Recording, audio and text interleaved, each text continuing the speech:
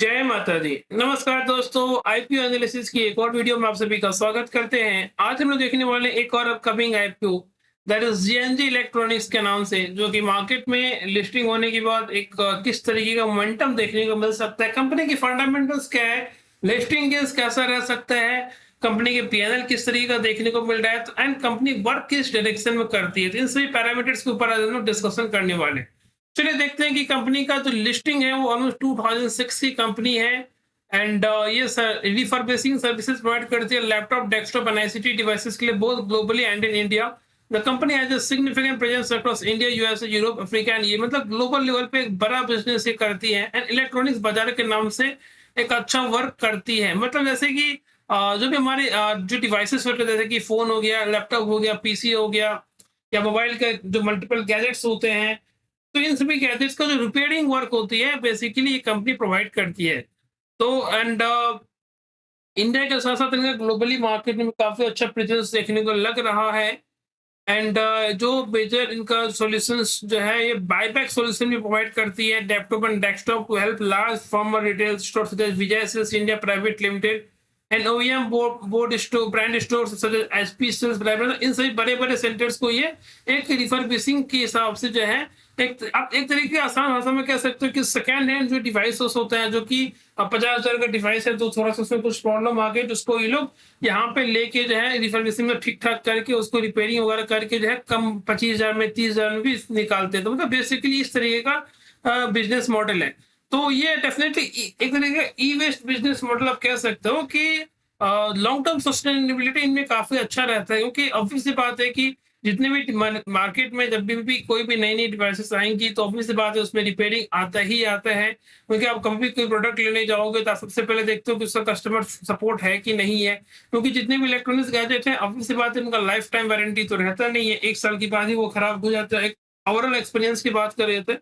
But nevertheless yes, ये जो business model है वो डेफिनेटली लॉन्ग टर्म में सस्टेन करता है एंड इनका जो है लॉन्ग टर्म ग्रोथ ऑब्वियसली देखने को मिलता है। चलिए अदर पैरामीटर्स की बात कर लें तो प्राइस में इनका कुछ 225 से 237 रुपए ही रहने वाले, मतलब सिमिलर इसके पहले जो लोग ने देखा इनक्यू आईपीओ में भी, वहां पर भी कुछ सिमिलर प्राइस बैंड था, इनमें भी कुछ सिमिलर प्राइस बैंड है। एंड इसमें अगर बात करें तो सिमिलर ये 23rd से 25th के बीच में रहने वाला है इनका आईपीओ। एंड ये फेस वैल्यू इनका 2 रुपीज पर शेयर है। हम लोगों ने देखा था कि इनक्यू वाले में 1 रुपीज था एंड यहाँ पे 2 रुपीज है।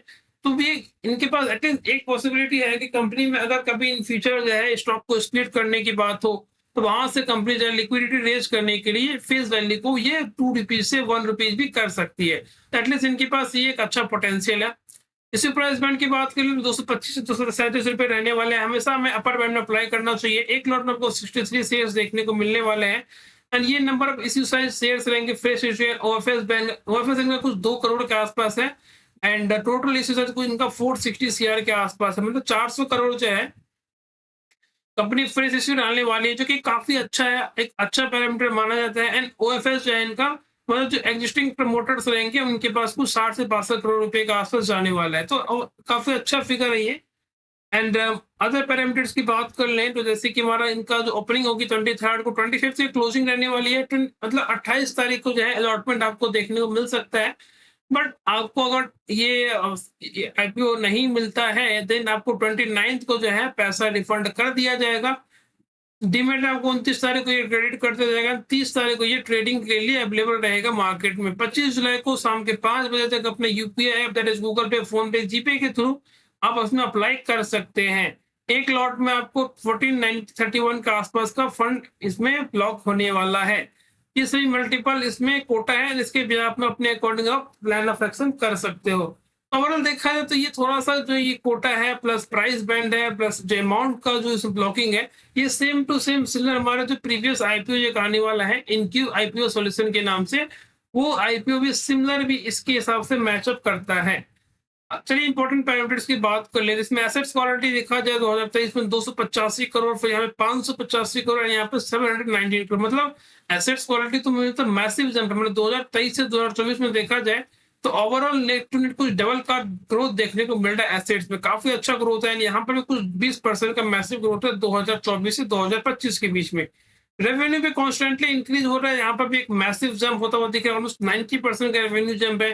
फिर यहाँ पर भी कुछ 28 से 30% का मैसिव रेवेन्यू जंप देखने को मिल रहा है 2024 से 2025 के बीच में। एबिटा मार्जिन भी कॉन्स्टेंटली इंक्रीज होता हुआ दिख रहा है, क्योंकि हमेशा ही आपको पॉजिटिव जनरली देखने को मिलता है, क्योंकि यहाँ पे जो है टैक्स वगैरह जो इसमें फिलहाल इसमें एड ऑन नहीं रहता है। डेप्रिसिएशन की बात करें तो भी इसमें एड ऑन नहीं रहता है। इसके रिजर्व्स की बात करें तो 81 सीआर, फिर 132 सीआर, यहाँ पर भी कुछ 50 सीआर का जंप होता हुआ दिख रहा है, मतलब ऑलमोस्ट 60 to 65% का जंप है यहाँ पे। फिर यहाँ पे 132 सीआर से 176 सीआर का मतलब यहाँ पर कुछ 30% का रिजर्व में इंक्रीमेंट होता हुआ दिख रहा है। बोरोविंग्स भी सिमिलरली इनके अकॉर्डिंगली इंक्रीज होता हुआ दिख रहा है। मतलब ओवरऑल फंडामेंटल्स की बात कर ले तो यहाँ से डाटा तो बहुत ही इंटरेस्टिंग है एंड डेफिनेटली एक अच्छा थम्स अप है।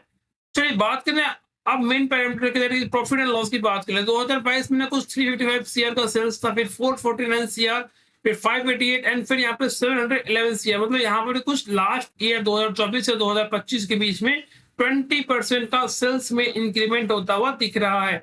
एक्सपेंडिचर की बात कर लो तो सिमिलरली एक्सपेंडिचर भी एक अच्छा सा एक्सपोनेंशियली अपसाइड होता हुआ दिख रहा है। मतलब लास्ट ईयर ईयर बेसिस पे एक्सपेंडिचर में भी कुछ 18 to 20% का मैसिव ग्रोथ है। ऑपरेटिंग प्रॉफिट भी कॉन्स्टेंटली इंक्रीज हो रहा है, 16 सीआर, 19 सीआर, फिर 33 सीआर एंड यहाँ पे रिसेंटली 52 सीआर के आसपास। मतलब यहाँ पर भी जो है ओवरऑल बात कर ले तो 70% के आसपास का प्रॉफिट में इंक्रीमेंट होता हुआ दिख रहा है। नेट टू नेट प्रॉफिट की बात कर ले तो 6.67 सीआर, फिर 8.8, फिर 10.6 एंड यहाँ पे लास्ट ईयर में 18.6 सीआर। मतलब यहाँ पे नेट टू नेट प्रॉफिट में कुछ 75 to 80% का मैसिव जंप होता हुआ दिख रहा है। एडजस्टेड ईपीएस भी इनका पॉजिटिव है, जो कि अगर एक अच्छा है। ईपीएस अगर जो है नेगेटिव ना हो तो अच्छा माना जाता है, बट इनका तो नेट नेट पॉजिटिव है, तो ये काफी बेटर है। चलिए बैलेंस शीट की बात कर ले। यहाँ पे रिजर्व कंपनी की जो है कॉन्स्टेंटली इंक्रीज होती हुई दिख रही है। 58 सीआर, 67, 77.8 एंड 70.9। थोड़ा सा यहाँ पे रिजर्व में हिट होता हुआ दिख रहा है, क्योंकि बहुत सारे प्रोडक्ट्स ऐसे होते हैं जहां पे इनको परचेज करके जो है इनका खुद का भी प्रोडक्ट में तो डिप्रिसिएशन आता है, तो obvious सी बात है कि थोड़ा सा उसको रिपेयरिंग में भी इनका एक्सपेंस वगैरह यूटिलाइज होता है। रिजर्व में थोड़ा सा यहाँ पे मार्जिनली हिट होता हुआ दिख रहा है 10% के आसपास का। एंड उसके बाद यहाँ पे एसेट्स क्वालिटी की बात कर ले तो 147, 182, 300 एंड 392। मतलब यहाँ पे रिजर्व्स में थोड़ा सा जो है हिट होता हुआ दिखा है। इसका सिमिलर इम्पैक्ट जो है आपको यहाँ पे एसेट्स में होता हुआ दिखता है, क्योंकि जो प्रोडक्ट्स वगैरह रहते हैं वहां पे थोड़ा सा इनका वो भी डिप्रिशिएट होता है लॉन्ग टर्म के हिसाब से, उसके रिपेयरिंग भी इनको एक्सपेंस वगैरह बियर करने पड़ते हैं। एसेट्स क्वालिटी भी थोड़ा सा मार्जिनली हिट है, रिजर्व्स के कारण जो है एसेट्स में भी थोड़ा सा कुछ 6 ईयर के आसपास का मार्जिनल 2% का पे मार्जिनल हिट है। चलिए अदर इंपॉर्टेंट पैरामीटर्स की बात कर लें तो प्रॉफिट फ्रॉम ऑपरेशंस यहाँ पे जो है 9, 12 सीआर, फिर 15 सीआर एंड 27.7 सीआर। मतलब लास्ट ईयर में इनका प्रॉफिट काफी बेटर है। And net to net cash flow की बात कर लें तो थोड़ा सा स्लाइटली नेगेटिव है, क्योंकि प्रोडक्ट में डेप्रिसिएशन है प्लस हमें प्रोडक्ट एक्सपेंसेस है, थोड़ा बहुत कंपनी में डेब्ट भी देखने को मिल सकता है। फाइनेंशियल कैश फ्लो थोड़ा सा स्लाइटली नेगेटिव होता हुआ दिख रहा है।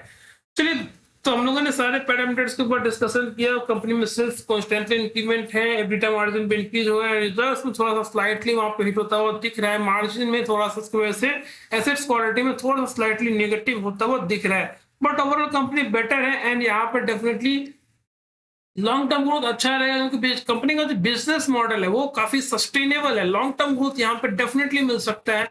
अगर आप शॉर्ट टर्म ग्रोथ के हिसाब से अप्लाई करना चाहते हो तो भी अप्लाई कर सकते हैं, एंड अगर लॉन्ग टर्म के लिए आप देखने की बात करें तो पर्सनली मैं भी अप्लाई करने वाला हूँ, एंड आप भी अपने अकॉर्डिंग अप्लाई कर सकते हो। एंड अगर जो कंपनी पैसा को रेज कर रही है आपको देखने को मिल सकता है, जो प्री पेमेंट मतलब पहले का जो पेमेंट है वहां पे देना है, इनको आउटस्टैंडिंग बोरिंग्स वगैरह क्लियर करनी है, एंड जनरल कॉर्पोरेट पर्पस के लिए पैसा यूटिलाइज होने वाला है। चलिए बात करें कि अभी यहाँ पे इसमें ओवर सब्सक्रिप्शन कितना देखने को मिल सकता है, तो डेफिनेटली ये 20 से 25 टाइम्स का इसमें ओवर सब्सक्रिप्शन देखने को मिल सकता है। लिस्टिंग गेन्स की बात करें तो यहाँ पे हमें 15 से 20% का ऑब्वियस सी बात है लिस्टिंग गेन मिल सकता है, एंड लॉन्ग टर्म ग्रोथ इसमें रहेगा। बिजनेस कंपनी मॉडल जो है वो काफी अच्छा है, इंटरेस्टिंग है। इसमें जैसे कि एंटनी वेस्ट वगैरह है, आप देख सकते हो उनका चार्ट में कितना मैसिव ग्रोथ है, तो आपको एक आइडिया लग जाएगा कि ये कंपनी इसके बिहाफ में किस तरीके का लॉन्ग टर्म में आपको परफॉर्म करता हुआ दिखा सकता है। तो फ्रेंड आज के लिए इतना ही। आपको वीडियो पसंद आई होगी, वीडियो पसंद आई तो अपने फ्रेंड नंबर के साथ डेफिनेटली शेयर करें। इस तरह की वीडियो रेगुलर पाने के लिए आप हमारे चैनल को सब्सक्राइब कर सकते हैं। कल फिर मिलेंगे एक और इंटरेस्टिंग वीडियो के साथ, तब तक के लिए जय हिंद।